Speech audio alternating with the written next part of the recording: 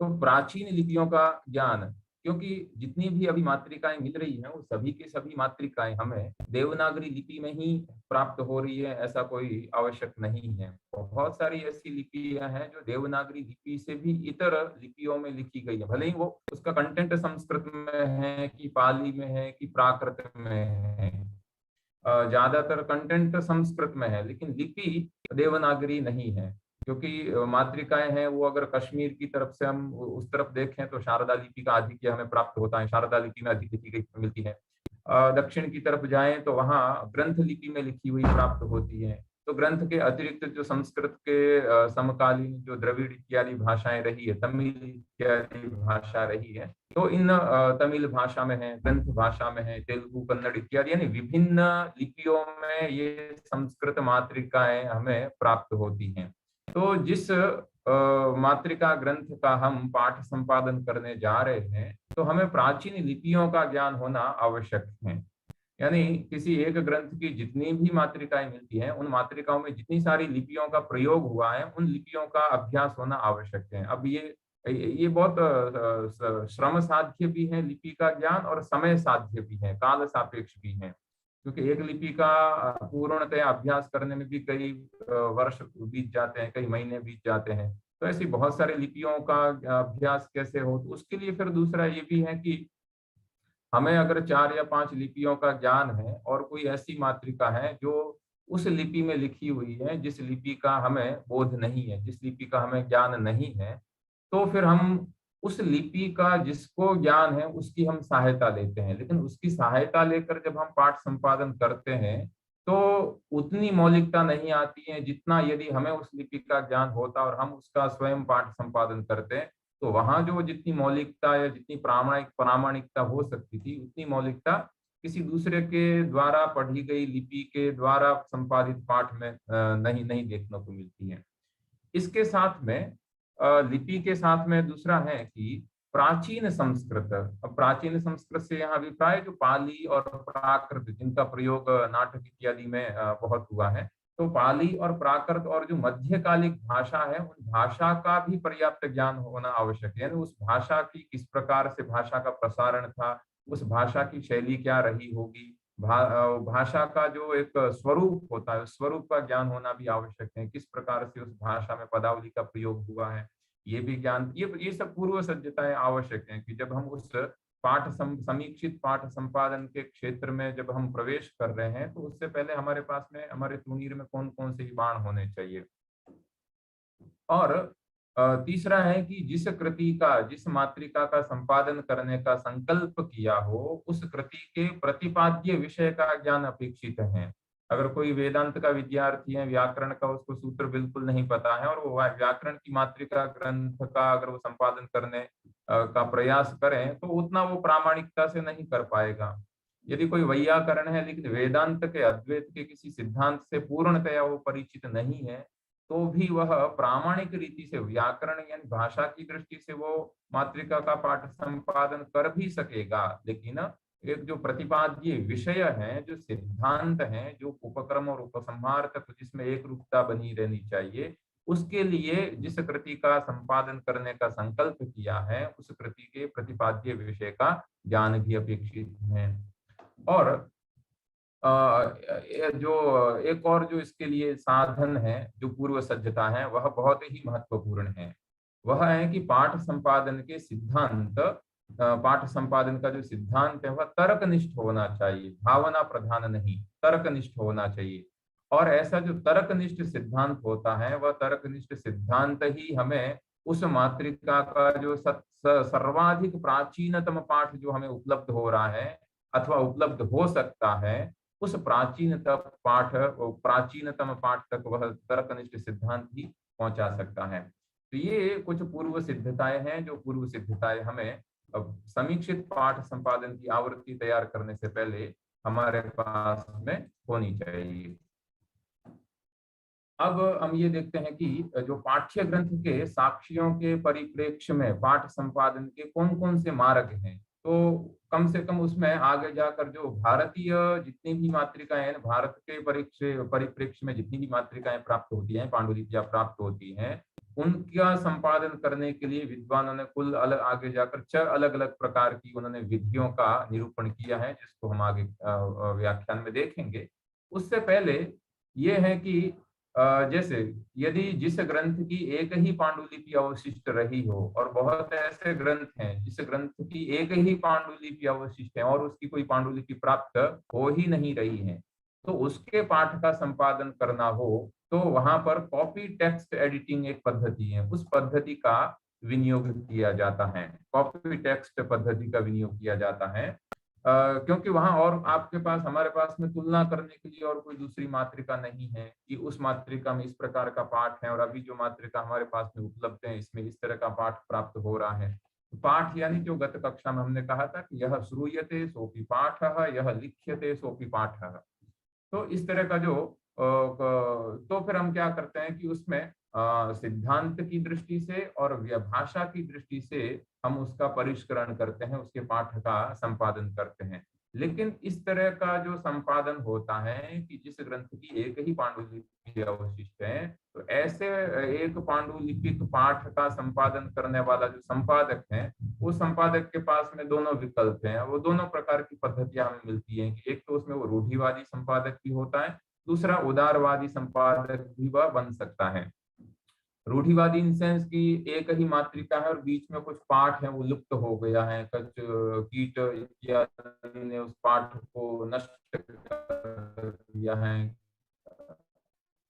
या फिर किसी और ऊपर पानी गिर गया है, तेल गिर गया है, उस पाठ को नष्ट हो गया है, तो उस पाठ को हम पढ़ नहीं पा रहे हैं, बिल्कुल वो रीडेबल नहीं है, अत्यंत दुर्बोध पाठ है। तो अत्यंत दुर्बोध पाठ होने के कारण एक परंपरा इसमें ऐसी रही है रूढ़िवादी संपादकों की कि उसको डॉट डॉट डॉट डॉट करके छोड़ देते हैं कि भाई ये पाठ है, ये नष्ट हो गया है, इसमें और कोई पाठ इसमें संभव ही नहीं हो, हमारे सामने लाकर छोड़ देते हैं। तो एक ये पाठ हो गया, इसकी जगह कोई दूसरा नया पाठ सजेस्ट करते हैं। वो सजेस्ट करते हैं, उसकी भी एक पद्धति है कि वो पाठ उन्होंने सजेस्ट किया है तो हम पढ़ते ही हमें पता लग जाता है कि उसको इस तरह से ब्रैकेट में रखा जाता है। तो ये जिस ग्रंथ की एक ही पांडुलिपि हो वहां हम कॉपी टेक्स्ट एडिटिंग पद्धति का विनियोग करते हैं।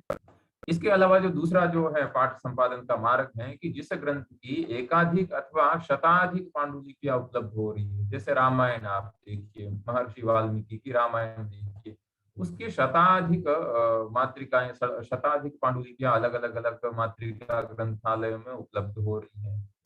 अथवा अभिज्ञान शाकुंतल रघुवंश इत्यादि नाटक हैं, तो इनकी शताधिक प्रतिलिपियां हमें उपलब्ध होती हैं, अलग अलग देशों में, अलग अलग स्थान में, अलग अलग कालखंड की प्रतिलिपियां हैं, अलग अलग लिपि में लिखी हुई, अलग अलग आधार पत्रों में लिखी हुई है। तो ऐसी जो एक कर्तृत्व वाली कृति है, जैसे कोई काव्य है, नाटक है, कथा है, शास्त्र है, टीका इत्यादि का ग्रंथ हो, उसकी एक उसके पाठ संपादन की एक अलग अलग पद्धति होती है। और कृति एक ही है लेकिन उसका कर्ता एक नहीं है, अनेक कर्तृत्व वाली जो कृति है।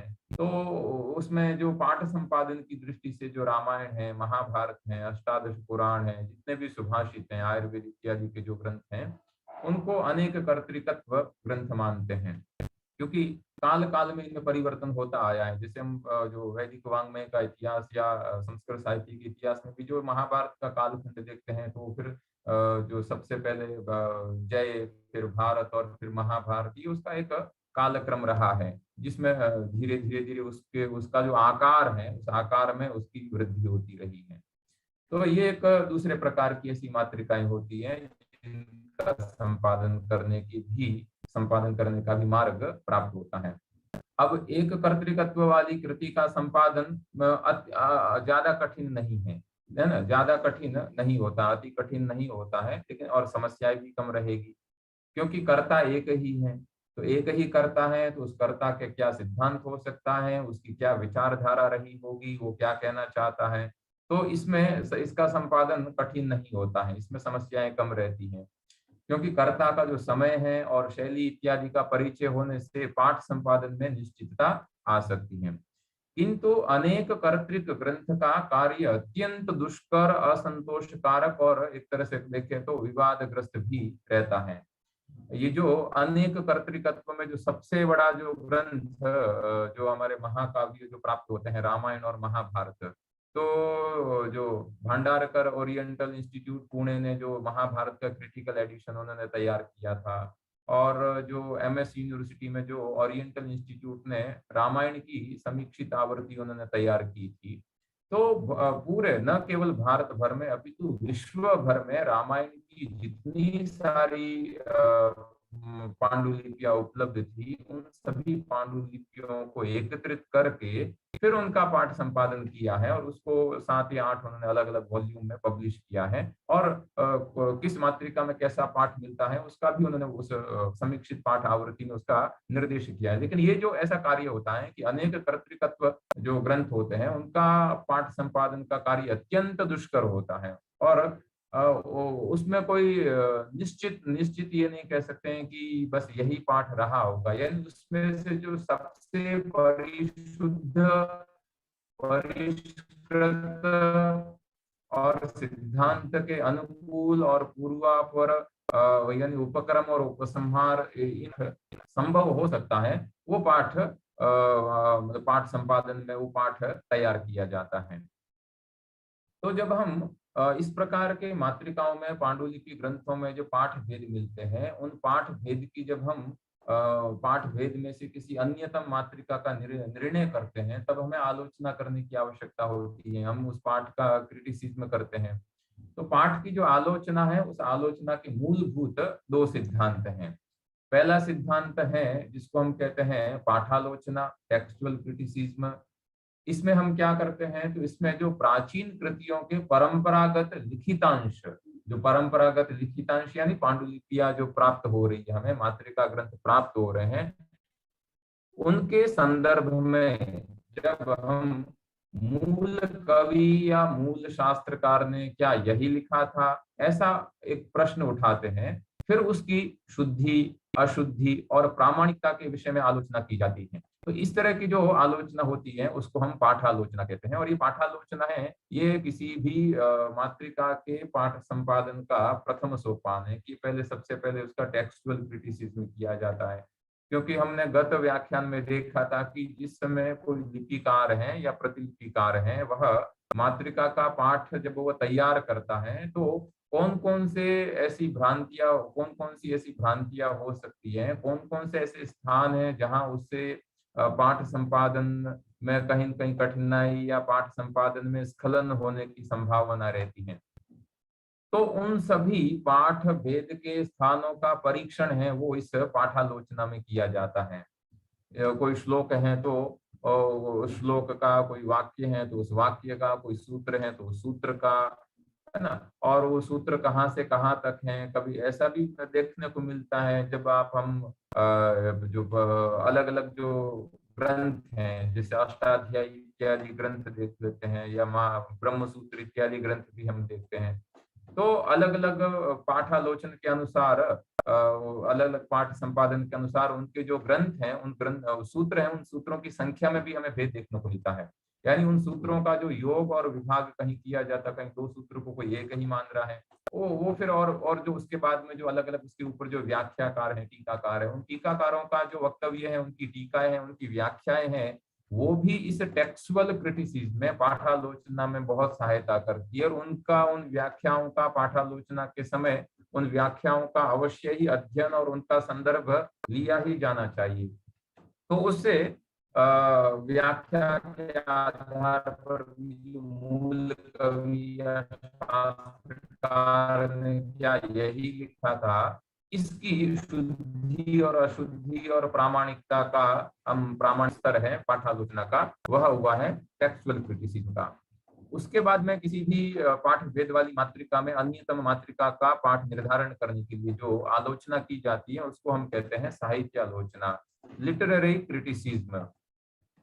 इसमें हम उसकी शुद्धि या अशुद्धि या उसकी प्रामाणिकता के विषय में आलोचना नहीं करते, अपितु उसमें जिस विषय का वर्णन किया गया है, अलंकार है, रस है, अथवा कोई मीमांसा की ग्रंथ, मीमांसा का ग्रंथ होगा तो शब्द नित्यत्व इत्यादि होगा, व्याकरण का होगा तो शब्द ब्रह्म, अथवा कोई सिद्धांत होगा, स्फोट इत्यादि का, यानी तत्त दर्शन के, तत्त शास्त्र के जो मूल सिद्धांत है, उन सिद्धांतों की आलोचना की जाती है कि क्या वह सिद्धांत युक्ति युक्त यहाँ प्रतिपादित हुआ है अथवा नहीं हुआ है।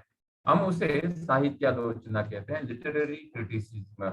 और इस प्रकार की साहित्यालोचना, लिटरेरी क्रिटिसिज्म, वह पाठालोचना के बाद ही हो सकता है। इसलिए दो तरह के हमारे पास में ये प्राप्त हो गए हैं सिद्धांत, एक तो पाठालोचना और दूसरा साहित्यालोचना। यहाँ एक जो ये एक सिद्धांत हो गया है कि साहित्यालोचना से पहले पाठालोचना आवश्यक है। अब हम देखते हैं कि जो ये पाठालोचना है, इस पाठालोचना का लक्ष्य क्या है। जो सबसे पहले हम मातृकाओं में जो पाठ भेद प्राप्त हुए हैं, उन पाठ भेद में से किसी अन्यतम मातृका का अथवा परिष्कृत पाठ का निश्चय करते हैं, तो उसमें जो हम पाठालोचना कर रहे हैं, टेक्सुअल क्रिटिसिज्म कर रहे हैं, उसका हमारा लक्ष्य क्या है, क्या प्राप्तव्य है।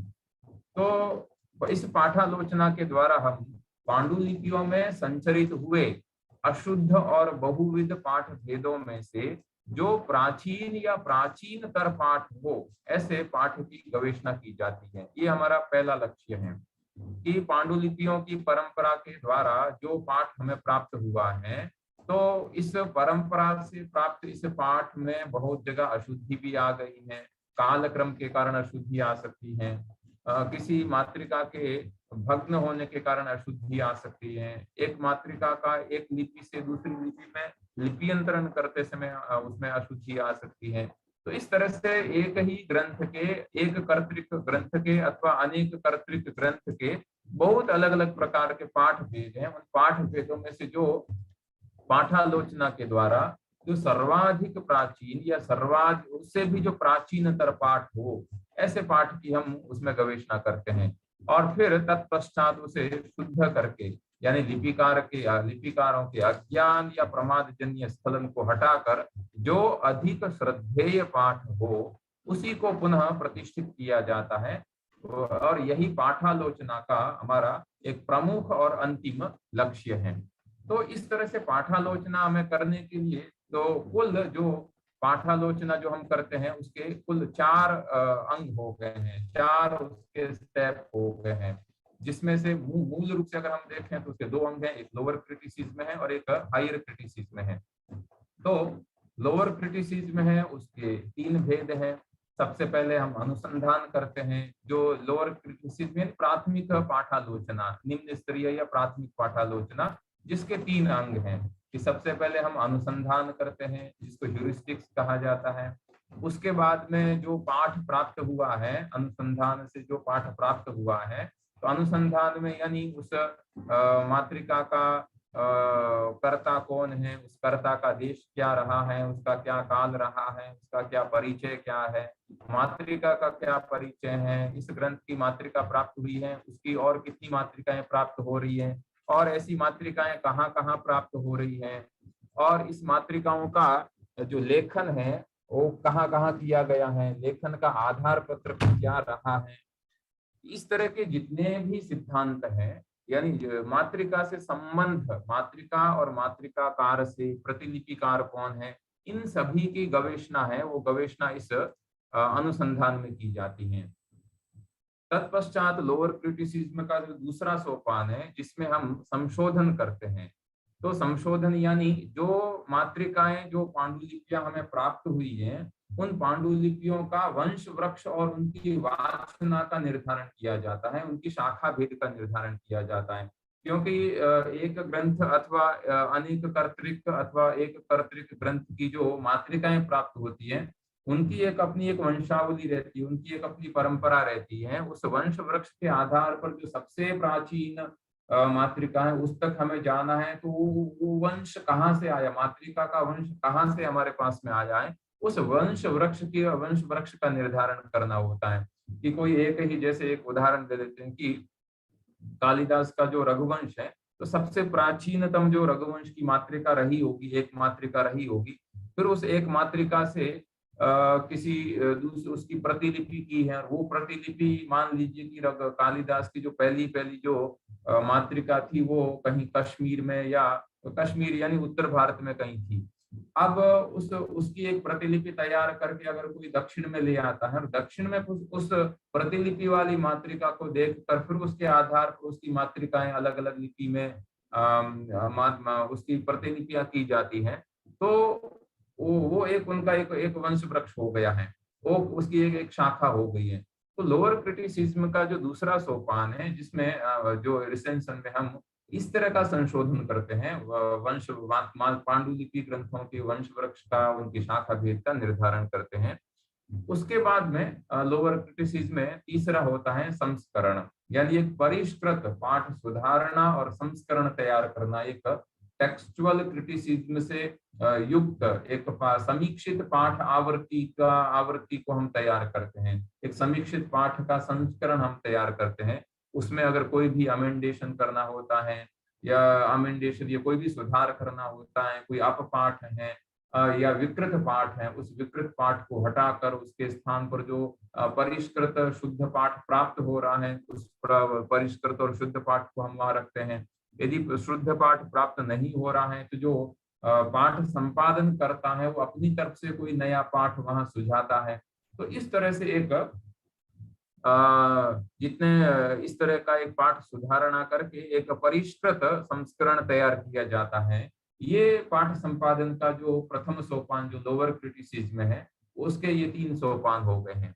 उसके पश्चात उस समीक्षित संस्करण की उच्चतर समीक्षा की जाती है, हायर क्रिटिसिज्म। यानी लोअर क्रिटिसिज्म तो उस ग्रंथ की जितनी सारी पांडुलिपियां प्राप्त हो रही है, उन्हीं पांडुलिपियों के अंदर रहकर, उन्हीं पांडुलिपियों का प्रमाण प्राप्त करके उनके अंदर रहकर ही हम एक तैयार संस्कृत पाठ तैयार कर रहे हैं, एक परिशुद्ध परिष्कृत पाठ तैयार किए हैं। हायर क्रिटिसिज्म में उस पांडुलिपियों के साक्ष्य से बाहर निकल कर जो सोचने की प्रक्रिया है, वो हायर क्रिटिसिज्म में आती है। और इस तरह का जो उच्चतर समीक्षित पाठ आवृत्ति होती है, वो सर्वाधिक प्राचीन है, ऐसा हम कह सकते हैं। तो ये इस तरह से जो पाठ संपादन के जो 2 सिद्धांत हैं, वो 2 सिद्धांत हमें यहाँ प्राप्त होते हैं। आगे हम देखते हैं, तो जो प्राचीन से प्राचीनतर अथवा प्राचीनतम पाठ की ओर हम जाते हैं, तो हमारी जो गति है वो गति पीछे की तरफ होगा। यानी it is a process of going back. ये पीछे की तरफ जाने का प्रोसेस है। जैसे आप स्टेप देख रहे हैं, तो ये स्टेप कहाँ से आ रहे हैं और कहाँ से आ रहे हैं, पहला स्टेप देख रहे हैं, तो इसके बाद में हम दूसरे स्टेप की तरफ जाएंगे, दूसरे स्टेप से और इसका पिछला स्टेप क्या रहा, और पिछला स्टेप क्या, और पिछला स्टेप क्या है। तो इस तरह से हम पहले पहले पहले पहले पहले यानी सर्वाधिक पीछा हम प्राचीन, जितने से जितना प्राचीन जा सकते हैं, जितने से जितना हम पीछे जा सकते हैं, उतना पीछे जाकर उसके बाद में हमें ये जो प्राचीनतम या प्राचीन या प्राचीनतर या प्राचीनतम पाठ है, उस पाठ की शोध की जाती है। हमारे यदुवीर स्वरूप जी ये वैयाकरण है, तो वैयाकरण में उत्तरोत्तर मुनि नाम प्रामाण्य स्वीकार किया जाता है कि जो सूत्रकार भगवान पाणिनि से फिर जो वार्तिककार है उनका अधिक प्रामाण्य है, और वार्तिककार से भी महाभाष्यकार का प्रामाण्य है। यानी जो जो परवर्ती है उनका प्रामाण्य अधिक है, किंतु मातृका ग्रंथ में पूर्ववर्ती है, उनकी दृष्टि से है पूर्ववर्ती है, अथवा वंश वृक्ष की दृष्टि से पूर्ववर्ती है, अथवा लिपि की दृष्टि से पूर्ववर्ती है। यानी जो भी पूर्ववर्ती है उसको अधिक प्रामाणिक माना गया है। तो इस तरह से ये जो प्राचीन से प्राचीनतर और प्राचीनतम पाठ की तरफ जाने की जो यात्रा है, वो यात्रा हमें एकदम उस मातृका का जो बिगिनिंग पॉइंट रहा होगा, तो वहां तक ले जाने की ये एक प्रोसेस है। और इसी प्रोसेस के द्वारा जितने भी मातृका ग्रंथ हैं, उन मातृका ग्रंथों की जो समीक्षित पाठ आवृत्ति तैयार करके हमें जो भी ये ग्रंथ प्राप्त हो रहे हैं, रघुवंश है कि शाकुंतल है कि ब्रह्मसूत्र इत्यादि जितने भी ग्रंथ हैं, ये ग्रंथ इसी प्रोसेस से तैयार होकर, इसी प्रोसेस से परिष्कृत होकर आज हमारे सामने पुस्तक के रूप में, अलग अलग संस्करण के रूप में विद्यमान है। तो ये जो हमने देखा था कि यहाँ जो लोअर क्रिटिसिज्म में जो सबसे पहले हम अनुसंधान करते हैं कि वो मातृका कहाँ से प्राप्त होती है, उसका काल इत्यादि क्या है, तो उसके लिए पांडुलिपियों का जो विवरण है, उस विवरण के विवरण वाले जो डिस्क्रिप्टिव कैटलॉग वगैरह होते हैं, उनमें बहुत सारे मातृकाओं का पूरा का पूरा उसमें वर्णन होता है। लगभग 52 के करीब उसमें अलग अलग टॉपिक्स होते हैं। उसमें से ये जो 14 टॉपिक है तो बहुत ही महत्वपूर्ण है। हम पाठ भेद वाली मातृकाओं में से किसी अन्यतम परिष्कृत मातृका के पाठ का निर्धारण करने के लिए, तो सबसे पहले ये जो ऐसे डिस्क्रिप्टिव कैटलॉग हैं, तो जैसे हमारे अलग अलग यूनिवर्सिटीज में, अलग अलग कॉलेज या कहीं भी इस तरह की लाइब्रेरी होती है, पुस्तकालय होते हैं अलग अलग पुस्तकों के लिए, उसी तरह से जितने सारे मातृकाएं हैं, इन मातृकाओं का भी अपनी, और वो भारत में और भारत से होती है मातृका, ऐसे मातृका की जो लाइब्रेरी है, वो पुस्तकालय है, वो प्राप्त होते हैं। बनारस में जैसे सरस्वती महल है, दक्षिण में हम देखें कि काश्मीर में देखें, बहुत बड़े बड़े ऐसे जो मातृका ग्रंथ के पुस्तकालय हमें प्राप्त होते हैं। और भी तो इन सभी का मातृका ग्रंथों का जो पुस्तकालय होते हैं, उन पुस्तकालयों का अपना एक कैटलॉग भी होता है, जिसको हम मैन्युस्क्रिप्ट कैटलॉग कहते हैं। वो एक दो तरह का होता है, एक तो मतलब प्रधानतया दो तरह का है, एक तो अल्फाबेटिक होता है और दूसरा डिस्क्रिप्टिव होता है। तो जो डिस्क्रिप्टिव होता है, विवरणात्मक हस्तप्रत का जो एक कैटलॉग होता है, वो जितनी भी मातृकाएं उस पुस्तकालय में प्राप्त हो रही है, उनका सबसे पहले तो विषय के आधार पर वर्गीकरण किया जाता है कि ये वेद से संबंधित मातृकाएं हैं, ये व्याकरण से, ये दर्शन से, ये ज्योतिष से, ये तंत्र से, ये आगम से, इस तरह से। तो इस तरह से विषय का वर्गीकरण और उनका फिर विभागीकरण किया जाता है। तत्पश्चात उस मातृका का क्रमांक है, उसका शीर्षक है, उसका कर्ता कौन है, उसके बाद में उसका उपविषय यानी जैसे ये वेद से संबंधित मातृकाएं हैं, तो वेद के मंत्र भाग से संबंधित हैं कि संहिता भाग से हैं कि आरण्यक से हैं कि उपनिषद से हैं, आरण्यक से हैं कि उपनिषद से हैं, अथवा ये निरुक्त इत्यादि से हैं कि वैदिक व्याकरण से संबंधित है। ऐसा जो भी उपविषय संभव हो सकता है, उस उपविषय का उसमें वर्णन होता है। उसकी लिपि क्या है, उस लिपि का वर्णन उसमें प्राप्त होता है। उसका जो फलक का परिणाम, फलक यानी कितने फोलियोज हैं उसमें, तो जो 2 पेज होते हैं, उन 2 पेज को जो पुस्तक के ऐसे 2 पेज होते हैं, उन 2 पेज को हम मिलाकर ऐसा एक फोलियो कहते हैं कि लेफ्ट और राइट का जो है एक फोलियो हुआ है। उस फोलियो का कितने फोलियोज हैं वो होता है। उसके बाद में उस फोलियो का परिणाम क्या है, उसका मेजरमेंट क्या है, कितने सेंटीमीटर बाय कितने सेंटीमीटर है, उसका परिणाम क्या है, वो उसमें बताया जाता है।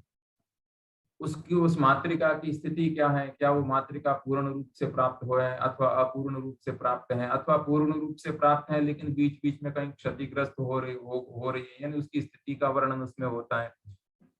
उसके बाद में जो फोलियो की संख्या हो गई है, और उसके बाद में मातृका का जो प्रतिलिपिकरण किया जाता है, मातृका लिखी जाती है, तो प्रत्येक फोलियो में जो प्रत्येक पंक्ति में लगभग समान अक्षर और समान पंक्तियां रहती हैं। तो इस तरह से उस प्रत्येक पंक्ति में कितने अक्षर हैं, कि अगर एक पंक्ति में 30 अक्षर आ रहे हैं कि 32 अक्षर हैं कि 15 अक्षर हैं, जो भी उस मातृका का जो परिमाण होगा, उस परिमाण के आधार पर उसकी अक्षर की संख्या है।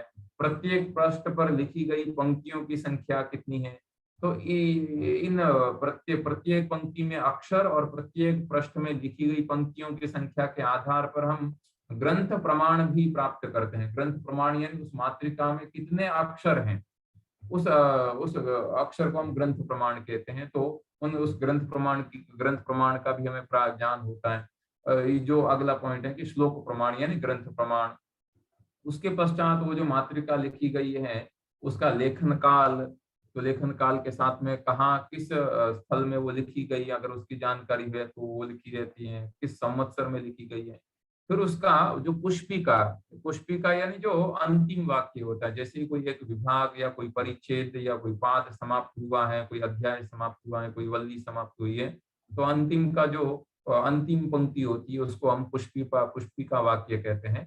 तो पुष्पिका के साथ में उसका आरंभ किस प्रकार से हो रहा है और अंतिम क्या है। तो जैसे भगवत गीता का जो प्रथम अध्याय है तो कि श्रीमद् भगवत गीता सुपनिषत्सु, ये जो वाक्य है ये पुष्पिका वाक्य हो गया।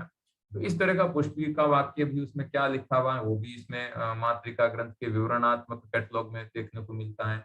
लहिया का नाम यानी जो प्रतिलिपिकार करने वाला कौन है, उसका नाम क्या है, वो नाम भी लिखा रहता है। कि सामान्यतया जो प्रतिलिपिकार किसी मूल मातृका का अथवा मातृका का प्रतिलिपिकरण तैयार करता था, तो तैयार करने के साथ में वो अपना नाम भी नीचे लिखता था कि ये प्रतिलिपिकार कौन है और इसका काल अथवा इसका स्थान क्या, उसका भी निर्देश प्राप्त होता है। उसके पश्चात इस विवरणात्मक कैटलॉग में हमें उस मातृका के स्वामित्व के विषय में भी ज्ञान होता है। कभी कभार ऐसा भी होता है कि मातृका जो हस्तप्रत का जो ग्रंथालय है उसके पास में मातृका का विवरण उपलब्ध हो रहा है, लेकिन वो मातृका किसी व्यक्तिगत किसी के पास में है, व्यक्तिगत रूप से है ना, तो उसके स्वामित्व का वर्णन है। अथवा किसी व्यक्ति से उस हस्तप्रत ग्रंथालय ने उस मातृका को लिया है, तो उसका मातृका का संरक्षण वो मैन्युस्क्रिप्ट लाइब्रेरी कर रही है, लेकिन उसका स्वामित्व अभी भी किसी व्यक्ति विशेष के पास में है कि किसी और के पास में उसके स्वामित्व का वर्णन है। उस मातृका की प्राप्ति इस मैन्युस्क्रिप्ट लाइब्रेरी को कहाँ से हुई है, क्योंकि मैन्युस्क्रिप्ट लाइब्रेरी में बैठकर सारी मातृकाएं लिखी हुई है ऐसा तो नहीं।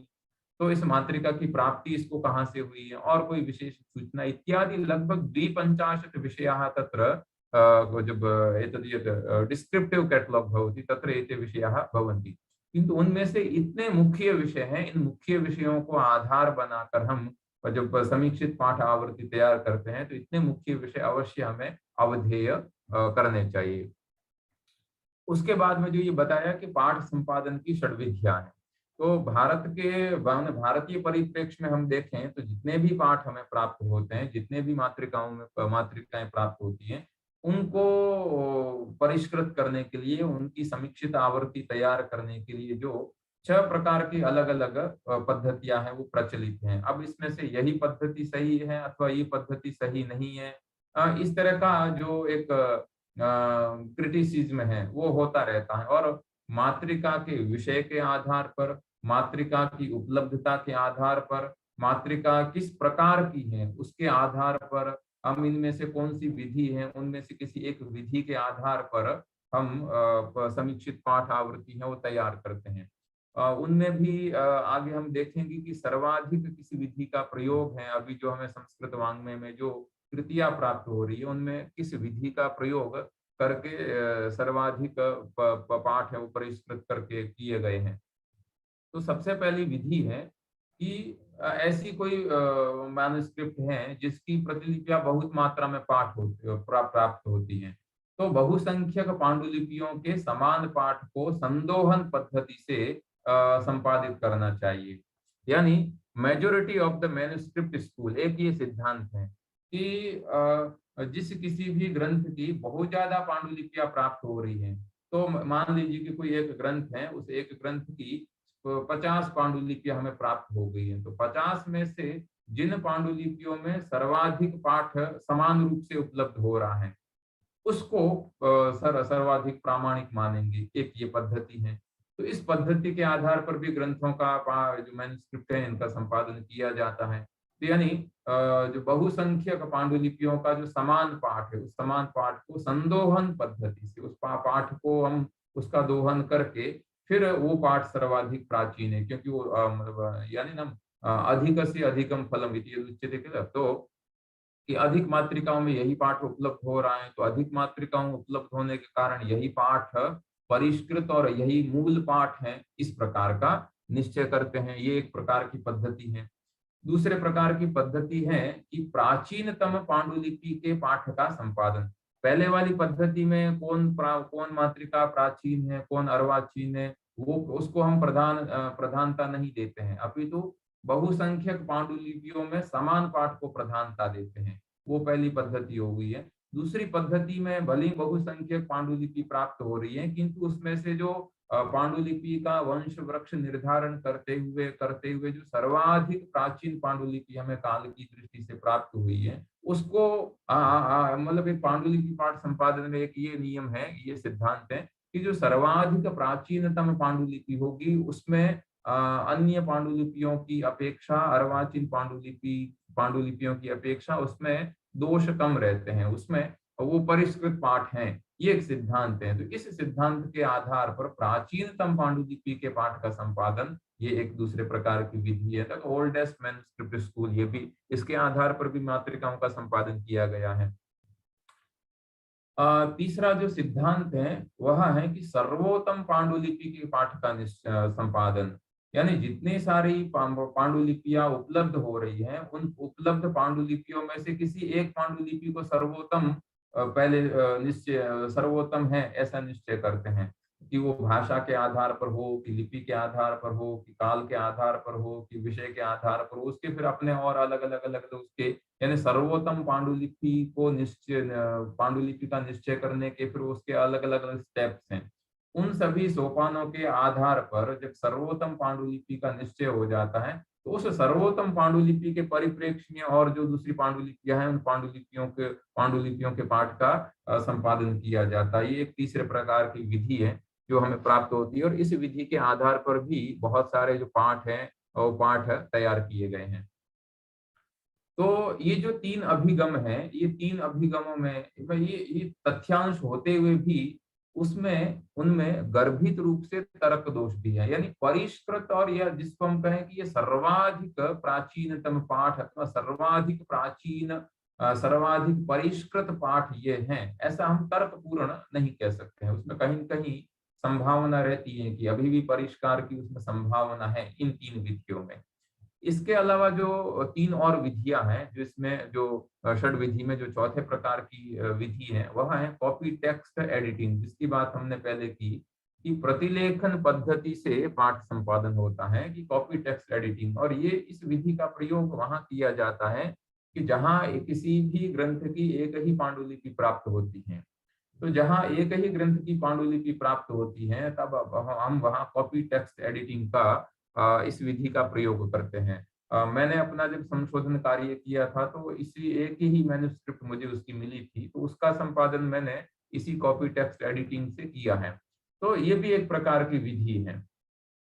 उसके बाद में जो एक जिस विधि का सर्वाधिक प्रयोग हुआ है वह है मधुकर वृत्ति से पाठ संपादन, यानी इक्लेक्टिक टेक्स्ट एडिटिंग। यानी जहां एकाधिक पांडुलिपियां हो, उनमें एकाधिक पांडुलिपियों में से जो सर्वाधिक पाठ संभव हो सकता है अथवा सर्वाधिक परिष्कृत पाठ ये संभव हो सकता है अथवा ये सबसे अच्छा पाठ है, ऐसा मानते हैं। तो मधुकर वृत्ति से एक मातृका से अच्छा एक श्लोक है वो इस मातृका का प्रमाणभूत मान लिया, अथवा एक श्लोक में जो कोई अंश है वो उस दूसरी मातृका में अच्छा ये पाठ है वो परिष्कृत है, वो भले ही पहले वाली मातृका में नहीं मिल रहा है दूसरी मातृका में मिल रहा है। तो इस तरह से मधुकर वृत्ति से भी पाठ संपादन किया जाता है।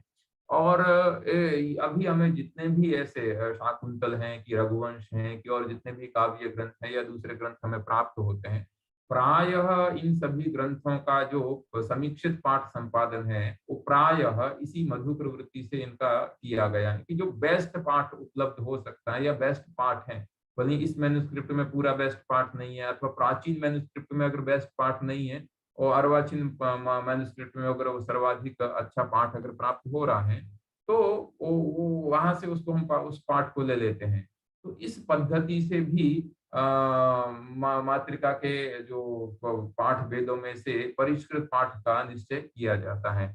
और अंतिम जो पद्धति है वह है वंश वृक्ष पद्धति से पाठ संपादन की विधि, कि जहाँ इसमें भी जहाँ एक से अधिक पांडुलिपियां हो तो उस पांडुलिपियों का वंश वृक्ष क्या है। ये पांडुलिपि जैसे अभी 17वीं शताब्दी में है किंतु ग्रंथकार तो दूसरी शताब्दी का रहा होगा, तो बीच में ये जो 1700 साल का अथवा 1500 साल का जो कालखंड है उस कालखंड में भी तो मातृकाएं रही होगी। तो इस मातृका का और वंश कहाँ से आया उसकी खोज करते हैं, उसका अनुसंधान करते करते उसकी और मूल मातृका क्या रहेगी उसकी और क्या रहेगी, इस प्रकार से वंश वृक्ष पद्धति से पाठ संपादन करते हैं। और ये भी बहुत प्रामाणिक पद्धति मानी जाती है। तो अलग अलग प्रकार की जो मातृकाएं हैं, अलग अलग प्रकार की मातृकाओं के आधार पर अलग अलग प्रकार की पाठ संपादन की जो पद्धतियां हैं उन पद्धतियों का प्रयोग किया जाता है। अब हम देखते हैं कि जो किस प्रकार से हम मातृकाओं का जो वर्गीकरण है, वो वर्गीकरण एक दो हम प्रैक्टिकल एग्जाम्पल के द्वारा भी देख लेते हैं। तो भारतीय परिप्रेक्ष्य में जो पाठ संपादन के जो सिद्धांत रहे हैं कि कौन परिष्कृत पाठ है, उसका निश्चय करने के लिए तो सबसे पहले तो मातृकाओं का हम वर्गीकरण करते हैं। अब वो वर्गीकरण है वो काल के आधार पर भी कर सकते हैं, परिष्कृत पाठ के आधार पर भी, यानी ये जो 6 प्रकार की अलग अलग जो विधियां बताई हैं, इनमें से किसी भी एक विधि का आश्रय लेकर हम उसके पाठ का वर्गीकरण करते हैं और वर्गीकरण करके फिर मूल मातृका का निर्णय करते हैं कि वो काल के आधार पर किया है कि सर्वाधिक प्राचीन या परिष्कृत पाठ यही प्राप्त होता है, इसके आधार पर किया है, लिपि के आधार पर अथवा किसी अन्य कोई जो भी आधार रहा हो, उसके आधार पर हम मातृका का वर्गीकरण और मूल मातृका का एक निर्णय करते हैं कि ये मूल मातृका हो सकती है। उसके बाद में जो हमें मातृकाएं प्राप्त हुई है, तो पाठ संपादन के लिए हम उनका संकेतीकरण करते हैं, उनको कुछ न कुछ हम संकेत दे देते हैं। जैसे आप ये एक एग्जाम्पल देखते हैं, तो ये युधिष्ठिर विजय नाम का एक जो काव्य है, उस काव्य का जो वासुदेव कवि के द्वारा रचित है युधिष्ठिर विजय, और उसकी एक व्याख्या के साथ जो मातृका प्राप्त होती है, इसका पाठ संपादन है वो हमारे जो राष्ट्रीय संस्कृत संस्थान के जो जयपुर कैंपस के एक आचार्य शिक्षा शास्त्र में वाईएस रमेश महाभाग ने उन्होंने किया था। तो मैंने उनका एक ये एग्जाम्पल यहाँ लिया है, देखिए। तो ये उनके ग्रंथ का जो पाठ है वो वहां से लिया गया है। तो वो ये कह रहे हैं कि इस तरह से उनको जो इस युधिष्ठिर विजय की लगभग 8 या 9 के करीब उनको मातृका प्राप्त हुई थी। तो उन्होंने उनका एक वर्गीकरण किया। तो वर्गीकरण जैसे ये मान लीजिए कि M1 है ना, तो मैन्युस्क्रिप्ट 1, मैन्युस्क्रिप्ट 2, मैन्युस्क्रिप्ट 3 इस तरह से उन्होंने नाम दिया। फिर दूसरे प्रकार के जो मैन्युस्क्रिप्ट हैं, यानी किसी दूसरे लिपि में लिखी गई है, मान लीजिए कि 3 मैन्युस्क्रिप्ट ये ग्रंथ लिपि में लिखी गई है, तो इनका एक एक वर्गीकरण हो गया। और उसके बाद में फिर कोई अगर आंध्र लिपि में या किसी अन्य लिपि में लिखी है, तो उसका A1, A2 इस प्रकार से वर्गीकरण किया है। फिर जैसे A5, A6, M4, M7 ये अलग अलग प्रकार की हैं। तो देखो ये वो कह रहे हैं कि ये जो युधिष्ठिर विजय की जो बाल व्युत्पत्ति कारिणी जो टीका है, उस टीका की उपलब्ध 9 मातृकाएं हैं। उन 9 मातृकाओं में से A5, A6, M4 और M7 मातृका है, ये परस्पर समान प्रति, ये परस्पर थोड़ा मतलब इसमें भेद प्राप्त हो रहा है। यानी ये किसी एक वंश की मातृकाएं नहीं रही है, क्योंकि इसमें नश्यति पाठ मिल रहा है, इसमें नश्यति नहीं मिल रहा है, उसमें किसी में M7 में नाशयति पाठ मिल रहा है। तो और A3, A4, A7 और M6 ऐसा जो संकेतीकरण किया था, ये जो 4 मातृकाएं हैं, ये 4 मातृकाएं परस्पर समान है। उनमें जो पाठ मिल रहा है वो प्रायः पूरा का पूरा पाठ समान है। यानी ये जो 4 मातृकाएं जो अलग अलग स्थान से प्राप्त हुई है, इनकी जो ये चारों को जिस मूल में जिस ये चारों के चारों किसी एक ही मूल मातृका से या एक ही मातृका से इनका प्रतिलिपिकरण किया होगा, तो एक वर्गीकरण इस प्रकार का हो गया। और एक जो M5 की जो नंबर की जो मैन्युस्क्रिप्ट है वो मिलती है, वो तो सर्वात्मना भिन्ना दृश्यते, वो बिल्कुल ही भिन्न है, वो इन किसी में से नहीं मिल रही है, उसकी एक वंश वृक्ष की उसकी परंपरा कहीं अलग से ही होती है। तो इस तरह से टेक्सुअल एडिटिंग जब हम करते हैं, तब इस तरह से मातृकाओं का वर्गीकरण करके फिर एक मूल मातृका का निर्धारण करते हैं। अलग अलग प्रकार का उन्होंने इस तरह से केवल संक्षेप में उन्होंने उदाहरण दिए हैं कि जैसे ये M5 है, ये सभी प्रकार की मातृकाएं 8 जो मातृकाएं हैं, उन 8 मातृकाओं से भिन्न प्रकार की मातृका है। इसमें जो पाठ मिल रहा है वो अलग ही मिल रहा है कहीं कहीं, तो ये अलग प्रकार की मातृका हो गई है। फिर इसके बाद में देखो इन्होंने ये जो कुल 9 मातृकाएं मिली हैं, ये सभी की सभी प्रतिलिपि मातृकाएं हैं। तो ये जो 4 मातृकाएं हैं, इनको इन्होंने कोड दे दिया, वाई इस तरह का कोड दे दिया है कि A5, A6, M4 और M7 ये 4 ये समान मातृकाएं हैं, क्योंकि इनमें पाठ प्रमुखतः इनमें पाठ समान हो रहा है। फिर 4 और मातृकाएं हैं जो इन पहले वाली 4 से अलग हैं, किंतु इन चारों में फिर परस्पर समानता मिलती है A3, A4, A7 और M6 में। और तो ये एक अलग प्रकार का एक मातृकाओं का वंश है, ये कहीं से इनकी भी कोई मूल एक मातृका रही होगी। और फिर M5 है, वो उसका वो मातृका इन 8 पाठों से अलग प्रकार की है। तो वो एक अलग प्रकार की, तो ये 3 अलग-अलग इनकी कोडिंग कर दी है। फिर है ना, पहले 9 प्रकार की कोडिंग की, फिर 9 प्रकार को फिर 3 प्रकार से Y, Y1 और Y2। फिर ऐसी कल्पना की है कि इन सभी 9 मात्रिकाओं का ये जो 3 अलग-अलग सेट में जो विभक्त मात्रिकाएं हैं, 3 अलग-अलग वर्गों में विभक्त मात्रिकाएं हैं, इनकी जो परम मूल मात्रिका है वो कोई x ऐसी मूल मात्रिका रही होगी जो अभी हमें प्राप्त नहीं हो रही, अभी हमें प्राप्त ये हो रही है। अब इसके आधार पर पाठ संपादन है, उस पाठ संपादन का ये निश्चय करते हैं। तो इस तरह से पाठ संपादन के लिए सबसे पहले वर्गीकरण करके फिर मूल मात्रिका का निर्धारण करते हैं। अब बीच में एक जो ये आया था कि हम जो अगर किसी ग्रंथ की या किसी ग्रंथ की एक ही मात्रिका प्रतिलिपि प्राप्त हो रही है तो हम क्या करते हैं, तो उसमें हम जो कॉपी टेक्स्ट एडिटिंग है उसका हम प्रयोग करते हैं। तो सबसे पहले इस कॉपी टेक्स्ट एडिटिंग में हम भाषा की दृष्टि से व्याकरण इत्यादि दोष से वर्जित पाठ है उसकी हम प्रस्तुति करते हैं। और नाधिकम कष्टम विना बहु परिवर्तनम विना यदि दूषितः पाठः अनुमातुं शक्यते, अगर कहीं कोई भग्न पाठ के कारण अथवा लिपिकार के प्रमाद के कारण कोई पाठ दूषित हो गया है और उस दूषित पाठ का अगर हम बहुत अधिक कष्ट के बिना या बहुत कुछ अधिक परिवर्तन किए बिना यदि हम उसका अनुमान कर सकते हैं तो उस पाठ का हम संस्थापन वहां मात्रिका में करते हैं।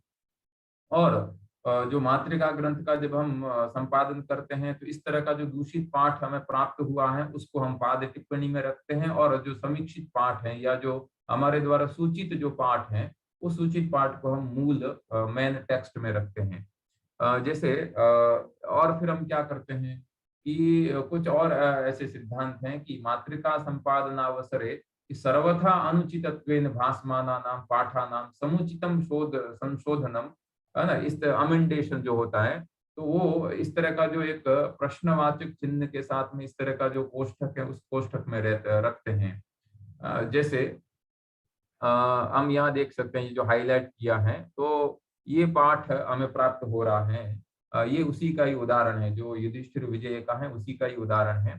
तो वाहिता वाहिताज्ञादि स्वात, और फिर प के बाद में जो पाठ है वो पाठ प्राप्त इनको नहीं हो रहा है, वहाँ लुप्त पाठ है। तो मात्रिका जो लुप्त पाठ है, जो जो पाठ संपादक है उस पाठ संपादक ने अपनी तरफ से इस पाठ को यहाँ रखा है।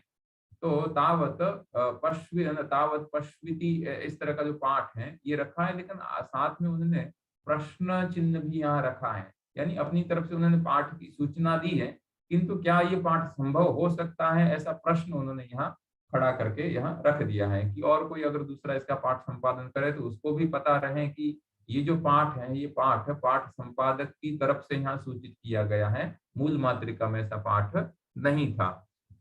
ये सभी जो इस तरह के और भी जैसे होते हैं। और मूल ग्रंथ में जो हमें यानी मूल ग्रंथ में या टीका में जो पाठ हमने जिन पाठ का हमने अंगीकार नहीं किया है, परिष्कृत पाठ ही हमने मेन टेक्स्ट में रखा है, और जो पाठ भेद है वो सबके सब पाठ भेद हम इस पाद टिप्पणी में फुटनोट के रूप में हम लिखते हैं। तो जैसे कोई मैं मूल पाठ में रहा होगा तो उसमें फिर ये फुटनोट में एक नंबर मिल दिया कि M1 मात्रिका और M3 मात्रिका है, उसमें जो ये समाप्य इस तरह का जो मेन टेक्स्ट में जो पाठ हमने स्वीकार किया है उसके स्थान पर समांज्य इस प्रकार का पाठ प्राप्त होता है। तो समांज्य पाठ को इन्होंने दूषित पाठ माना है तो इसको मैन्युस्क्रिप्ट में ये पाद टिप्पणी में रखा है। इसी प्रकार के बहुत सारे ऐसे उदाहरण हैं। जैसे अंतिम 5वीं जो फुटनोट है उसमें M5 और M6 ये जो मैन्युस्क्रिप्ट है उसमें सिद्ध्यति इस तरह का जो मूल पाठ हमने परिष्कृत पाठ स्वीकार किया है, उस परिष्कृत पाठ के स्थान पर इन दोनों मात्रिकाओं में सिद्ध्यति इति ज्ञेयम इतना पूरा मिलता है, यानी इति ज्ञेयम ये अधिक पाठ भी मिलता है। तो इस तरह से जो भी मूल ग्रंथ या टीका में जो अनंगीकृत पाठ है वो सभी के सभी पाठ भेद हम अलग से पाद टिप्पणी में दिखाते हैं, यानी उस पाठ भेद का लोपन नहीं करते हैं, वो अलग दिखाते हैं। हाँ, हमें जो अभी ग्रंथ प्राप्त होता है मान शाकुंतल का या रघुवंश का या और किसी का, उसमें ये वो समीक्षित आवृत्ति में केवल मूल जो परिष्कृत पाठ है वही रखा गया है, उसमें क्या पाठ भेद है वो कहीं कहीं फुटनोट में एक दो जगह सूचना दे दी जाती है, किंतु जो समीक्षित आवृत्ति होती है उसमें सभी प्रकार के जो पाठ भेद हैं उन सभी प्रकार के पाठ भेदों की भी सूचना होती है हमें। उसके बाद में यदि कोई ऐसा पाठ जो बिल्कुल ही हमें अनुचित प्रतीत हो रहा है कि वो पाठ विषय की दृष्टि से भी वहां समुचित नहीं है, तो ऐसे पाठ का ऐसे पाठ का संशोधन भी हम ऐसे ब्रैकेट में क्वेश्चन चिन्ह के साथ में हम कर सकते हैं। जैसे ये युधिष्ठिर विजय का ही उदाहरण है कि इत्थम तत्रासंतम। तो इत्थम तत्रासंतम इस तरह का मूल जो श्लोक पद्य है, उस मूल पद्य में इस प्रकार का पाठ मिला है। लेकिन जो पाठ परिष्कार करता है वो ब्रैकेट में क्वेश्चन चिन्ह के साथ में वो लिख रहा है कि यहाँ संतम के स्थान पर, है ना, तत्रासंतम, तत्र असंतम इसके स्थान पर तत्र असदृशम इस प्रकार का पाठ होना चाहिए, है ना, तत्र असदृशम तत्रासदृशम इस प्रकार का पाठ होना चाहिए। अब इस प्रकार का ये जो पाठ परिष्कार करता जो पाठ सूचित कर रहा है, सूचन कर रहा है, इसका आधार क्या है? तो आधार वो टीका में देखता है। वो ये कहता है कि टीका में यहाँ इसकी इसी पद्य की जो टीका की है, इस टीका में देखिए कि तत्र युद्ध भूमौ, फिर उस टीका में ये जो इस तरह का जो ब्रैकेट है, ये जो ब्रैकेट है, इसमें ये पाठ प्राप्त नहीं था, तो उसको पाठ परिष्कार कर्ता ने अपनी तरफ से पाठ रखा है, तो उसको इस तरह के ब्रैकेट में रखा है कि तत्र युद्ध भूमो इत्थम, है ना, नहीं तो तत्र युद्ध भूमो असदृशम क्षत्रियानुचितम यथा तथा, इस तरह का एक वाक्य पूरा अच्छी तरह से नहीं विन्यास हो रहा है वाक्य का, तो उसने अपनी तरफ से रखा। और देखिए यहाँ व्याख्या में असदृशम इस प्रकार का लिखा हुआ है। तो इसके आधार पर पाठ परिष्कार करता है, वो यहाँ कहता है कि मूल श्लोक में भी, मूल पद्य में भी यहाँ तत्रासंतम इसके स्थान पर तत्रादृशम इस प्रकार का पाठ रहा होगा, इस तरह का वो सूचित करता है। अथवा ये जैसे अगला एक पद्य है, उसमें कृष्ण कुपितः पुरेव भोजन गरतः, तो इस तरह का जो पाठ है, तो उसमें कुपितः के स्थान पर इस पाठ संपादक ने क्षणतः इस प्रकार का पाठ सूचित किया है। और वो यहाँ लिखता भी है कि ये जो A5 A7 और M7 ये जो मात्रिकाएं हैं, तो व्याख्यान इन मात्रिकाओं में नहीं, मतलब जो व्याख्यान सारस्वत, यानी ये जो श्लोक में जिस विषय का प्रतिपादन किया जा रहा है और इसका जो व्याख्यान हमें प्राप्त हो रहा है, उस व्याख्यान के स्वारस्य से यहाँ कुपित इत्यस्य स्थाने क्षणतः इति पाठ स्याद्वा, और उन्होंने फिर क्वेश्चन मार्क भी रख दिया है कि भाई स्याद्वा यानी ऐसा हो सकता है, ये अपनी तरफ से वो सूचित कर रहे हैं, लेकिन क्वेश्चन मार्क भी लगा रहे हैं कि अगर ऐसा पाठ नहीं होता है तो कोई दूसरा इससे भी और परिष्कृत पाठ भी वो सूचित हमें कर सकता है। ये हो गया था कि जितने भी पाठ भेद हैं उसको हम पाद टिप्पणी में उसका हम उल्लेख करते हैं। और यदि कोई पाठ मातृकायाम यानी क्वचित लुप्तांशाः सन्ति, है ना, तस्माद् यदि कस्मिंश्चिदपि अंशे यदि वर्णादिकं सन्निवेशनीयं स्यात् तर्हि तत्र तत् चतुष्कोष्ठकान्तरितं, है ना, ईदृशे कोष्ठके संस्थापितं वर्तते पाठ।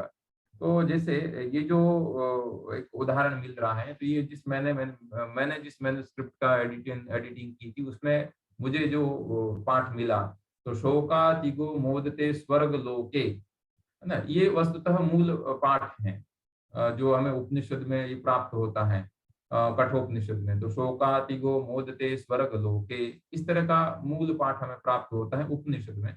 किंतु जो इस मैन्युस्क्रिप्ट का जो प्रतिलिपिकार है, उस प्रतिलिपिकार ने प्रतिलिपि करते समय शोकादि ती है उसका लोप हो गया, यानी माइंड ने ऐसा सोच लिया कि ती का लेखन कर लिया है लेकिन ती लिखा नहीं, तो शोकागो इस प्रकार का पाठ प्राप्त हो गया। तो शोकागो मोदते स्वर्ग लोक है, तो हम पाठ संपादन जब करेंगे तो हम अपनी तरफ से इस तरह का जो करली इस तरह का जो ये ब्रैकेट है, तो इस ब्रैकेट में अपनी तरफ से पाठ संपादक को पाठ का सूचन कर देता है कि यहाँ ती इस प्रकार का भी पाठ होना चाहिए।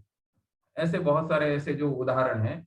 तो अब पी होना ही चाहिए ये पूरा का पूरा निश्चय है, तो हमें यहाँ प्रश्नवाचक चिन्ह लगाने की आवश्यकता नहीं है। उसी प्रकार ये जैसे अगला एक पाठ है कि ननु यदर्थ विषयं ज्ञानम तत्वतः प्रमाण, ये पूरा वाक्य करके लिंगेन प्रमाणतया प्रमात्रा गृह्यते, यहाँ प्रमात्रा पाठ होना ही चाहिए क्योंकि ये व्याख्या है। तो मूल में अगर वो ऐसा पाठ है तो यहाँ भी ये पाठ होना ही चाहिए। तो हम इस तरह के ब्रैकेट में ये पाठ हम रखते हैं और उसमें कोई प्रश्नवाचक चिन्ह का अवसर यहाँ नहीं है। किंतु कहीं कहीं अगर हमें वो पाठ हम सूचित करते हैं लेकिन निश्चय नहीं कर पाते हैं, जैसे अंतिम जो आप यहाँ देख पा रहे हैं कि वन्नी स्पर्श, वन्नी निष्ठ, इतना ही पाठ था कि वन्नी निष्ठ स्थित स्थापकत्व स्थापक व्यतिरिक्त, व्यतिरिक्त, इस प्रकार का एक पाठ है।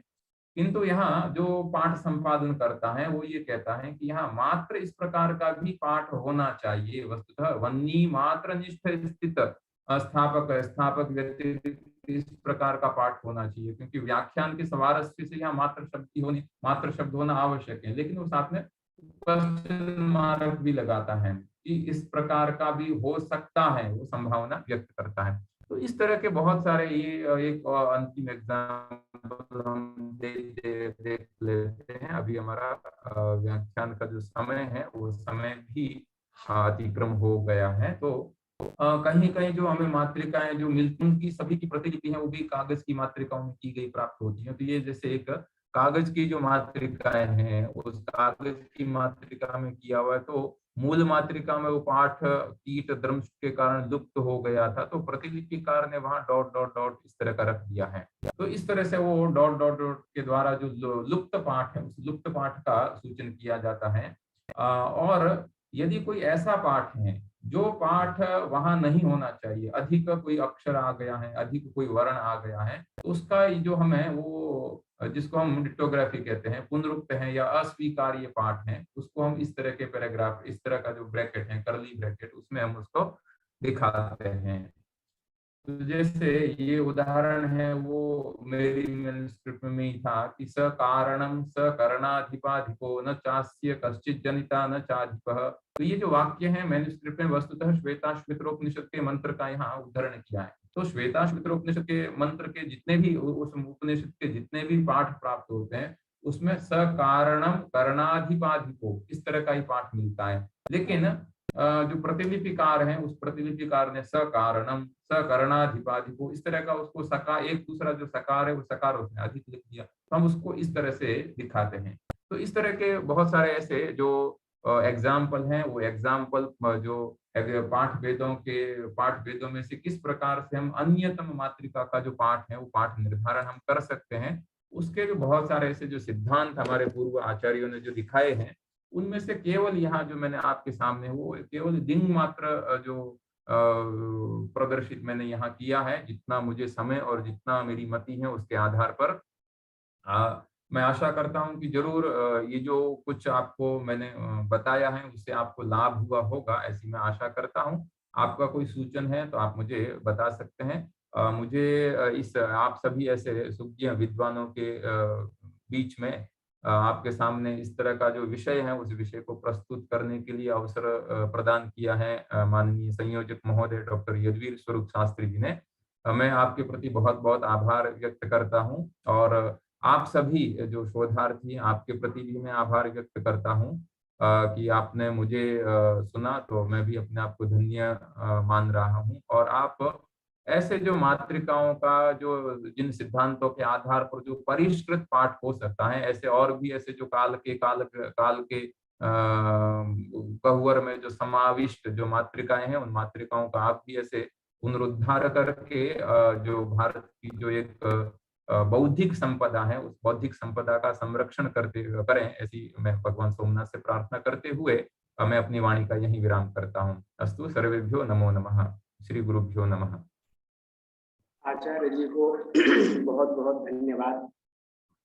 हमें विश्वास है कि आपके इस व्याख्यान से सभी शोधार्थी अत्यंत उपकृत हुए हैं और अत्यंत विशद विवेचन आपने इन मात्रिकाओं को लेकर के किया है।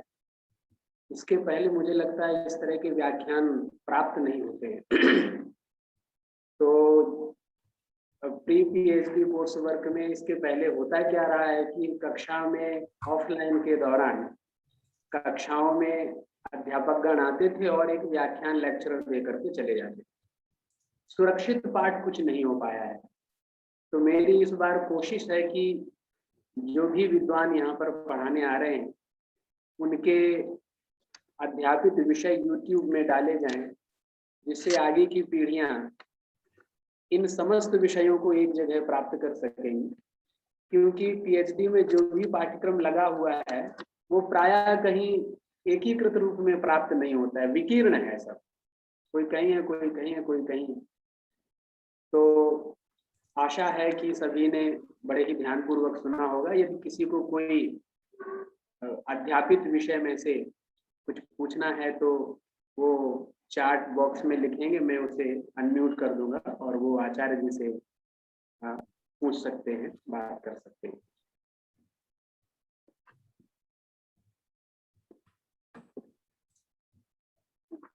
बीच में माननीय यदवीर जी एक वक्तव्य कहूंगा कि यद्यपि ये कोरोना काल है तो कोरोना का हम संक्रमण है और ये संक्रमण वस्तुतः दोषग्रस्त है, किंतु ये संक्रमण कहीं कहीं ज्ञान के संक्रमण के लिए भी बड़ा लाभदायक रहा है। शायद इससे पहले इस तरह का अगर कहीं कोर्स वर्क होता या कहीं व्याख्यान होता तो हमें भी ऐसे विद्वानों के जो व्याख्यान है वो व्याख्यान प्रत्यक्ष वहां जाकर ही सुनने को मिलते थे, किंतु इस कोरोना के संक्रमण में भी ये जो ज्ञान का संक्रमण हुआ है कि आप इतना प्रयास करके अलग अलग विद्वानों का जो वक्तव्य है वो यूट्यूब के माध्यम से अलग अलग जो यंत्रों के माध्यम से हमें अभी उपलब्ध हो रहा है, ये भी एक इस मतलब कोरोना के संक्रमण में ज्ञान का भी संक्रमण हुआ है, तो एक नेगेटिविटी में भी थोड़ी पॉजिटिविटी बनी रहती है। तो बहुत अच्छा आप श्लाघ्य प्रयास कर रहे हैं, बहुत अभिनंदनीय है आपका प्रयास। जी जी, आपके उद्बोधन से सभी निर्गत संशय हैं, किसी को कोई संदेह नहीं है, इसलिए आपको पुनः एक बार बहुशः धन्यवाद समर्पित करता हूँ और आज की कक्षा यहीं पर समाप्त करता हूँ। सभी को धन्यवाद। जयतु संस्कृतम, जयतु भारतम।